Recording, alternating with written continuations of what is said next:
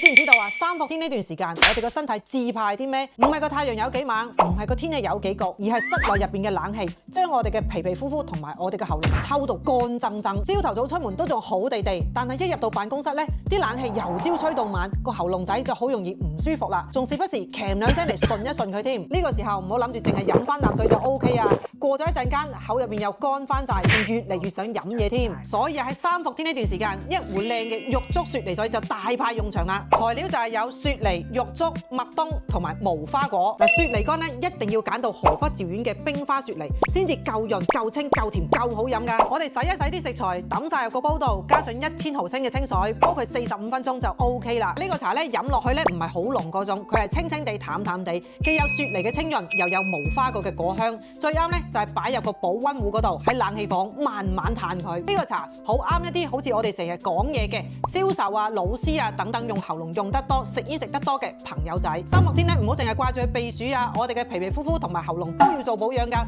快啲去煲呢個茶嚟飲下啦！